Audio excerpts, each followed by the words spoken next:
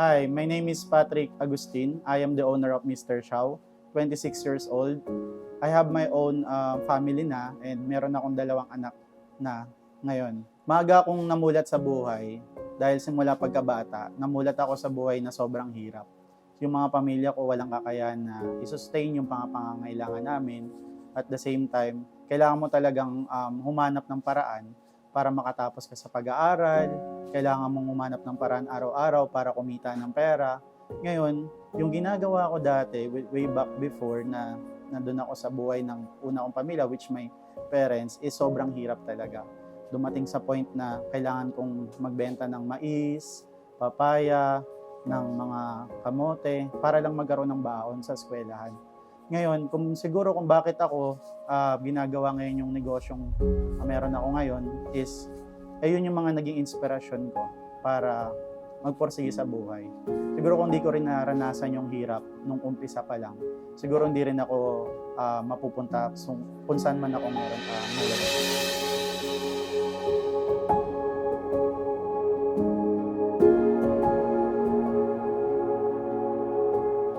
Way back nung nagsisimula pa lang ako sa college life ko, dumating yung responsibilidad na sobrang aga sa buhay ko. Nagkaasawa ako ng maaga, nagkaanak ako ng maaga. So ibig sabihin, dun pa lang sa buhay ko na yon, sobrang hirap na ng buhay ko. Parang kailangan ko na mag-out sa buhay binata para harapin yung responsibilidad sa buhay na meron ng anak. So at the age of mga 17 years old, meron na akong anak.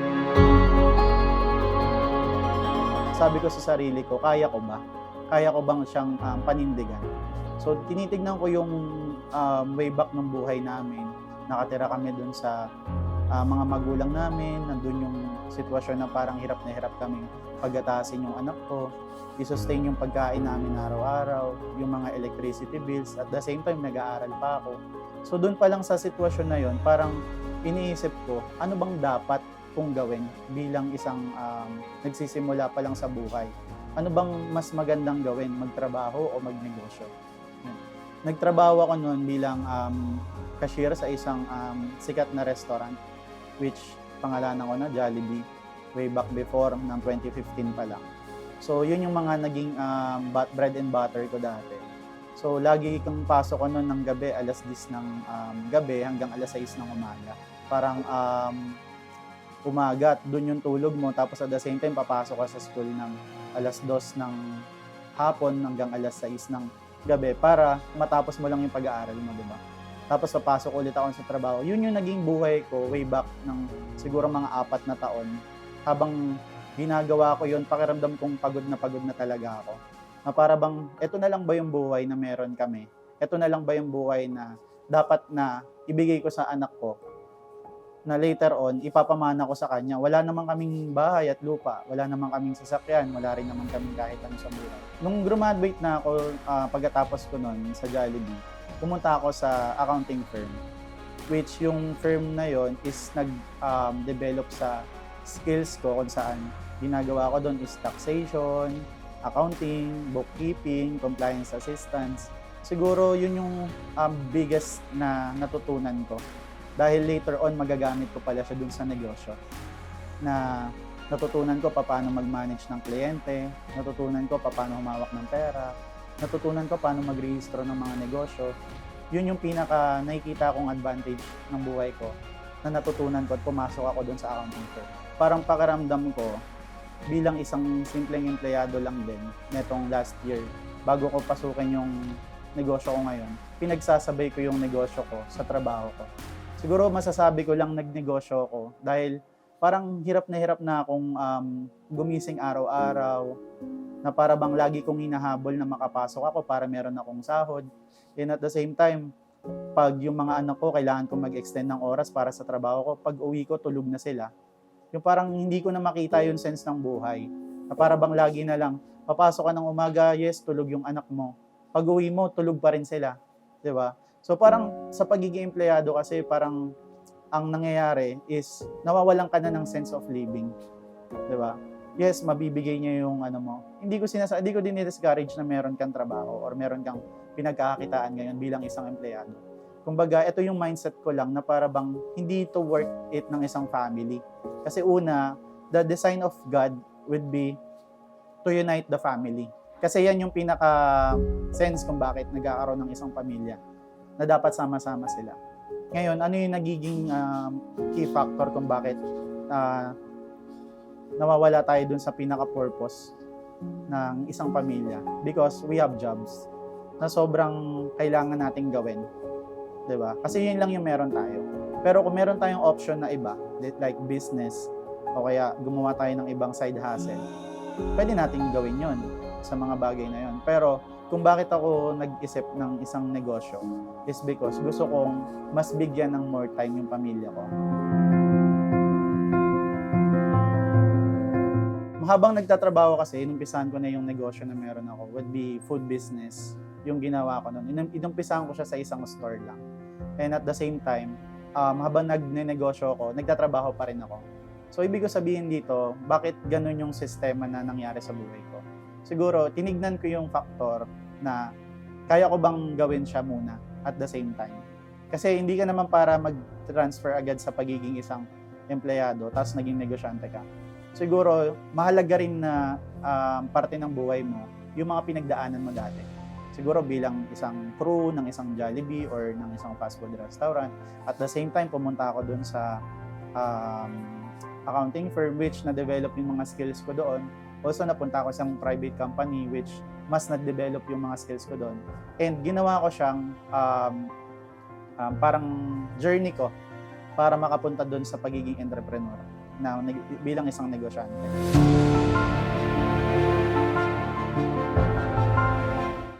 Ang naging struggle sa akin nung umpisa would be paano ko pagsasabay-sabayin lahat ng bagay bilang isang empleyado at bilang isang negosyante. So, nandun ako sa part na nag-uumpisa ako. Ginawa ko lang muna siyang umpisahan.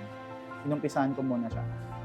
Nung time na yon, para bang nakikitaan ko na ng potential yung business ko na dami nang bumibili. Hindi ko in-expect na dinagsa talaga siya ng mga estudyante, ng mga empleyado, ng mga natural na tao. Kasi doon ko nakita na meron palang potential yung negosyo ko. Meron pala siyang, tinatangkilit pala siya ng tao o tatangkilikin pala siya ng tao. Sobrang hirap mag-turn ng bilang empleyado sa pagiging negosyante.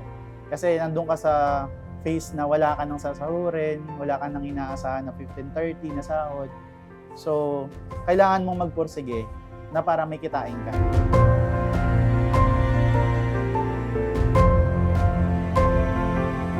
Bakit shawarma yung nakitaan ko ng potential bilang gawing negosyo na habang nagtatrabaho?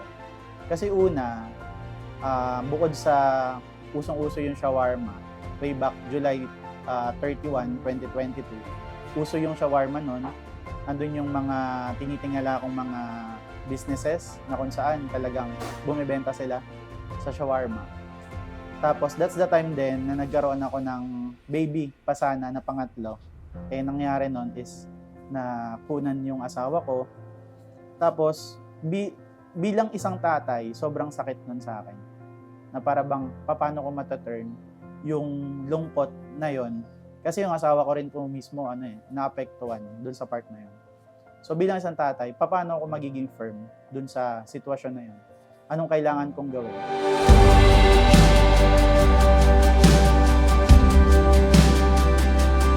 Nakitaan ko ng opportunity yung shawarma. Kasi unlike, for example, mga ibang businesses na binili mo per kilo, pero binenta mo ng per piece. Dito, bilang shawarma business, binili mo siya ng per kilo, pero binenta mo siya ng per gramo. So, dito, bukod dun sa mga tinitingala ko ng mga businesses na nagbebenta ng shawarma, yung pag-handle niya is very easy lang. So, napansin nyo, kanina sinabi ko nga is, habang nagtatrabaho, ginawa ko siya. Diba? So, parang doon pa lang, makikitaan mo na pwede pala siyang gawin na habang nagtatrabaho ka, may ginagawa kang negosyo.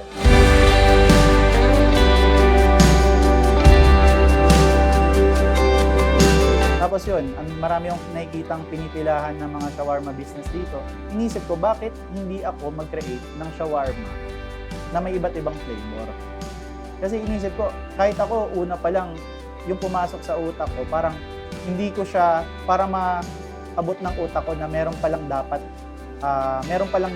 ganun, na imposible, pero kaya pala siyang gawing posible kasi naisip mo.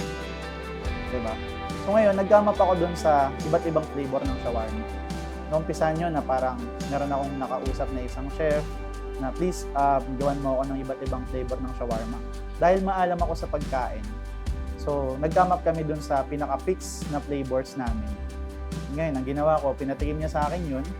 At the same time, sabi ko, kulang ng lasa to, kulang ng tamis, kulang ng anghang, kulang ng gantong sipa. Maalam ako sa pagkain. I love to cook. So parang ako, bilang isang accountant din, at the same time, meron akong knowledge sa food.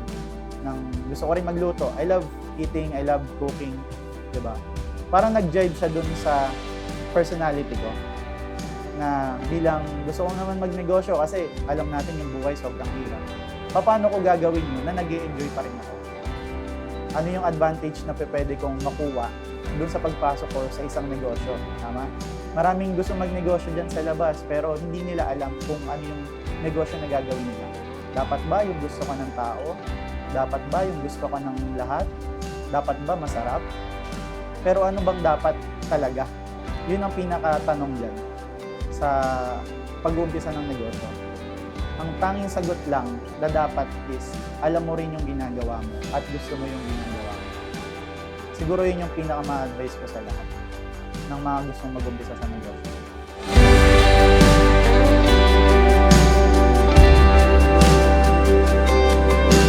Yung nakikita kong vision niya is makapagbigay ng negosyo sa mga tao na gustong magnegosyo pero limited lang yung capital.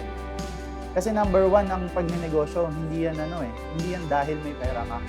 Lagi ko sinasabi yan sa mga nakausap ko, sa mga kabataan, sa mga OFW, sa mga nagtatrabaho. Paano ba, Sir Patrick, paano mo ba ginawa lahat ng yan? Paano ba na lumaki si Mr. Shao ng tawag dito, nang wala kang pera? Isa lang ang sagot ko sa kanila. Kailangan mong gawin ng isang bagay na kung saan alam mo at gusto mo yung ginagawa mo. Kasi once na alam mo yung gagawin mo, ang pondo nandyan lang. Pwede ka umutang sa bangko, pwede kang kumuha ng mga pondo sa mga kakilala mo, sa mga kaibigan mo, diba? Ang pondo nandyan lang eh. Pero bigyan kita ng 1 milyon sa isang iglap, kaya mo ba siyang gawin? Kaya mo ba siyang ilagay agad sa into action? Diba?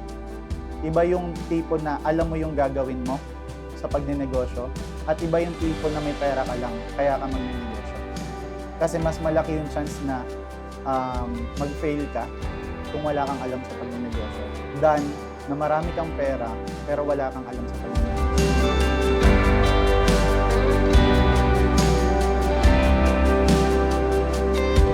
In a span ng 1 year lang nakapag-produce tayo ng almost 11 stores nationwide.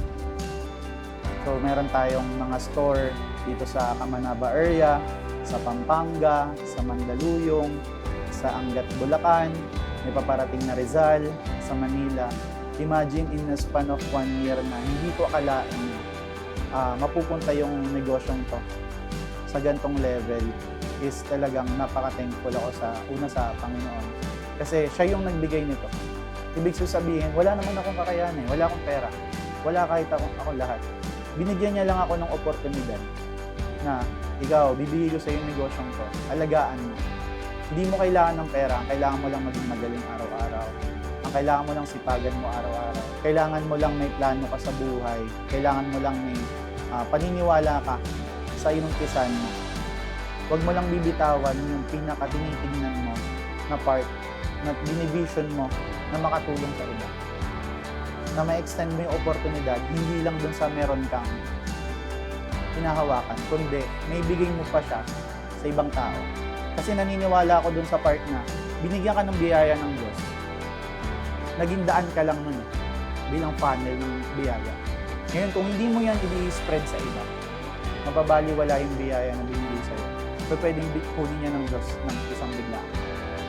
Andun ako sa mindset ko na kapag ako may nakuha ko, hindi lang dapat ako yung makikinig.